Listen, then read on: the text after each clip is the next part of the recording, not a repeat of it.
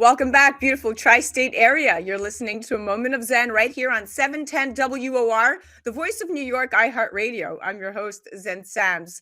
Up in just a few minutes, we have our PoliticGuy segment brought to you by OGPay.com. And today we're featuring Sean Parnell, politician, combat veteran, New York Times bestselling author, and host of Battleground Podcast. Sean is a retired US Army Infantry Captain who served in some of the heaviest combat of the Afghan War. He's the author of the best-selling memoir, Outlaw Platoon, and the Eric Steele novels. He's also the co-founder of the American Warrior Initiative, a charity that honors and empowers our veterans. Today, we're chatting Trump's indictment and what this means for the Republicans going into the 2024 elections. Now, former President Donald Trump raked in more than $5 million in donations in the 48 hours after he was initially indicted. Trump's supporters threw in $4 million in the first 24 hours alone, followed by more than $1 million the following day, according to Axios.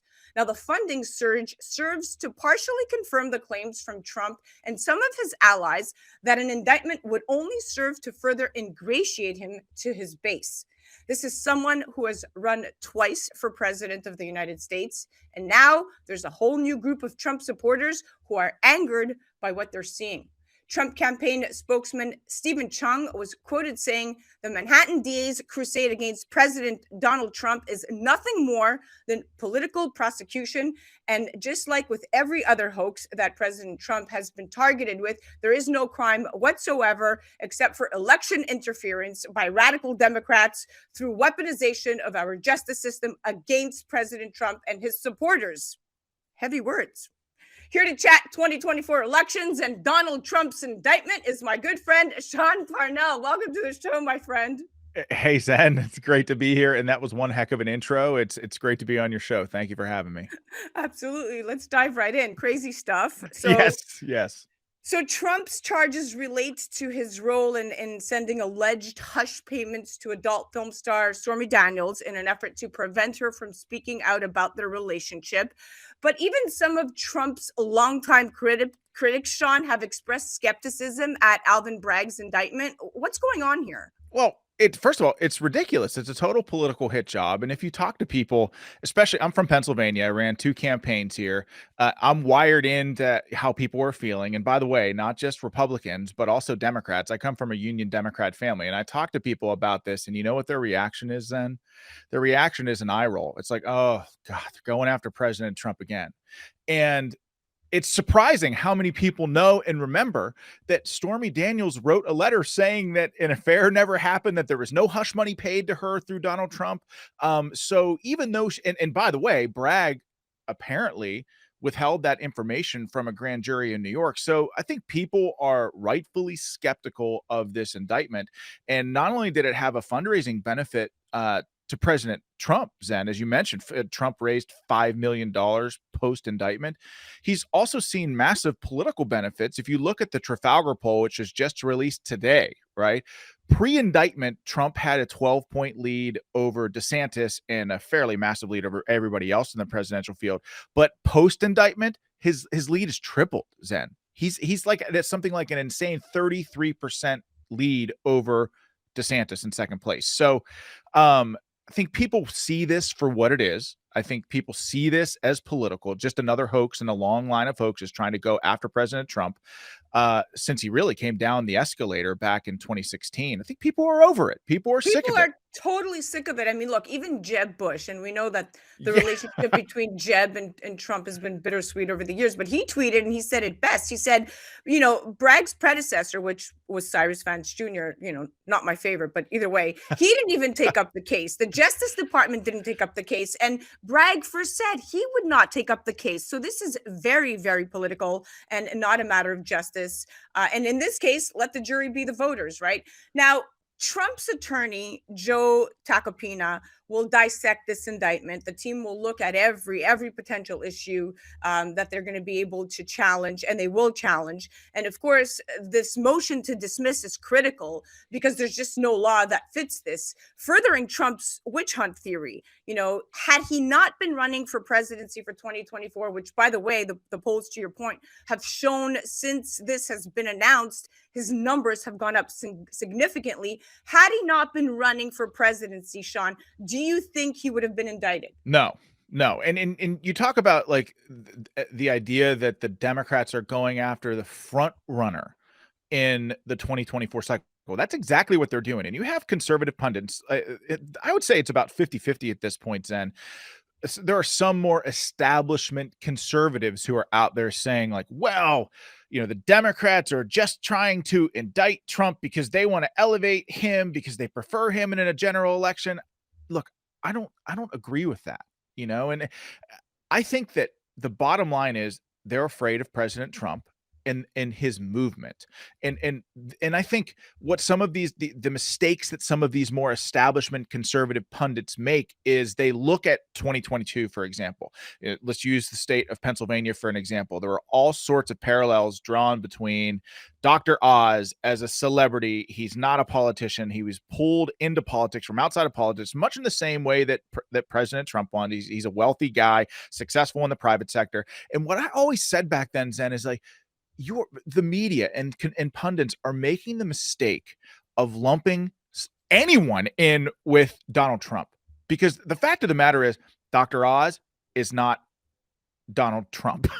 Donald Trump is the most electrifying figure in American politics, period, end of story. And if you've been to his rallies, and I've spoken at 3 of them in Pennsylvania, the last one that we spoke at, Zen, was I think on Halloween leading up to Election Day in 2020 in Butler County, which is part of my district for Congress that I was running in back then.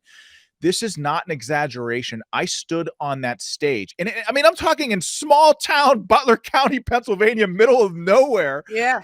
He had 60,000 people there, and like people walking. You drive up there, there'd be traffic jams for miles, people walking along the street, and cops are directing people as if they're cars. I've never seen anything like that in politics before. It's the Trump movement. It's a movement. And actually, which brings me to my next point, where others may focus on the hazards of a criminal case, Trump raises money, promotes his campaign, and works to reduce the case to this cliffhanging spectacle by treating the case as a spectacle, rather than a serious issue. He's discrediting it, and at least in the eyes of his supporters, now it's discredited because of his reactions. Now, rather than hang his head, Sean, in shame, as many facing the possibility of prison might, he frames it as just another Trumpian drama, the latest reality show cliffhanger here. What do you say to this? Will he get off, or will his enemies get him? Well, oh my gosh. Look, let's use the past as a way to look at, maybe give us some indication of how the future will unfold here.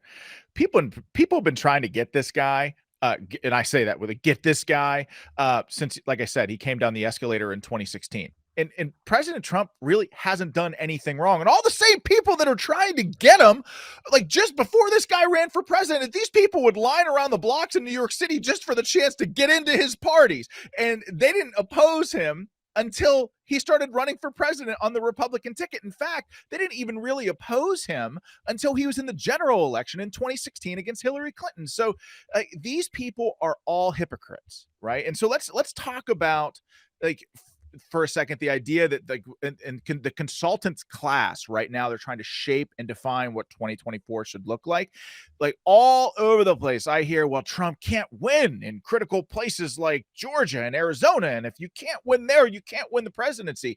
Well, I say, like, look at 2022, and these very same consultants would tell you that, well, all Trump's candidates for major, statewide candidates lost.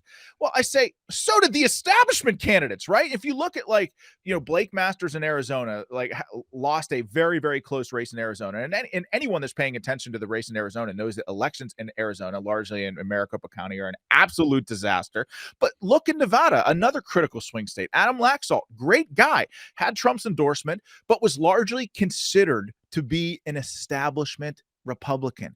Yeah. He lost as well, right? In fact, the one candidate that run a statewide race that for Senate that won was in Ohio, but Ohio's like an R+7, and JD Vance is loyal to Trump. So this idea that all of Trump's statewide candidates lost, or his candidates did terrible down ballot, or that Trump can't win, let's remind your viewers, Zen, and just people who are trying to look at 2024 fairly.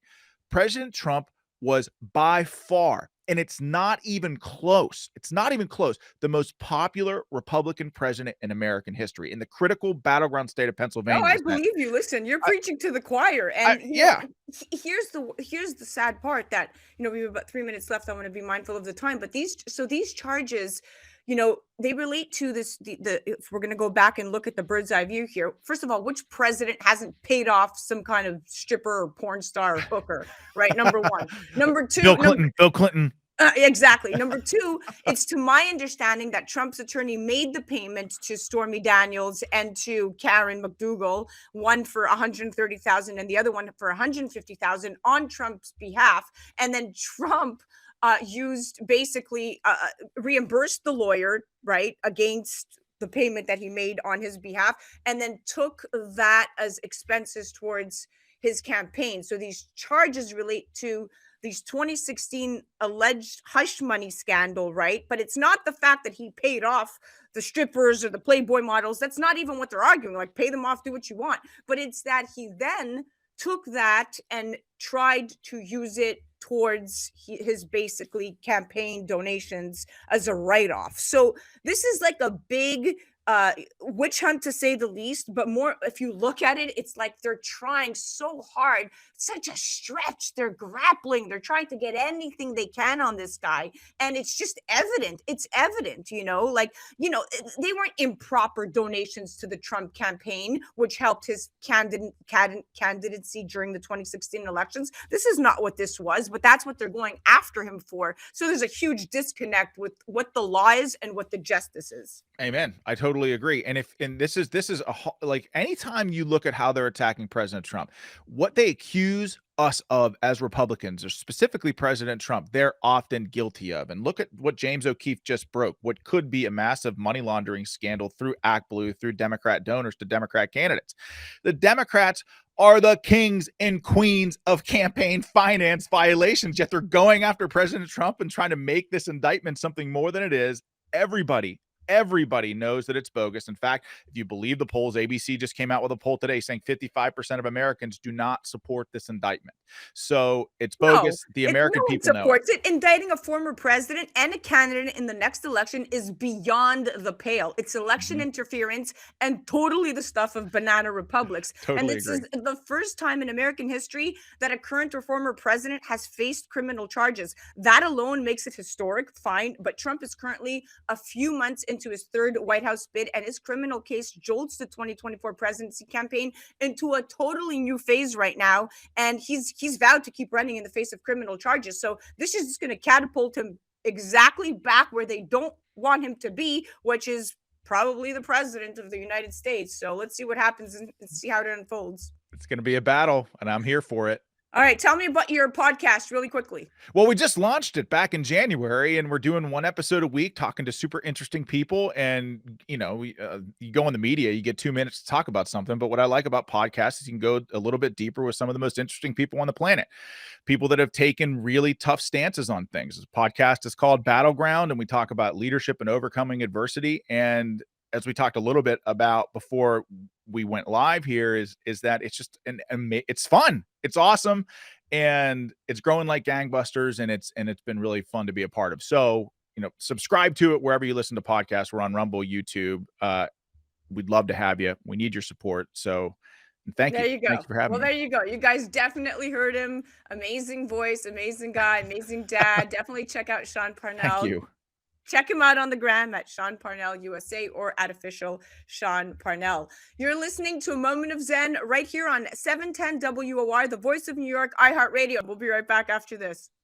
A Moment of Zen is brought to you by Caldwell Soames Incorporated, investing globally in transformative businesses like Original Digital Corporation, or ODC. ODC develops advanced consumer and commercial fintech solutions such as OG Pay, which will transform the way you manage your money. From sending and receiving money globally for free, paying for goods and services in person and online, pay bills, buy and sell digital currencies, all while earning interest. OG Pay is easy to set up, FDIC insured, and your information is secured. Check out ogpay.com.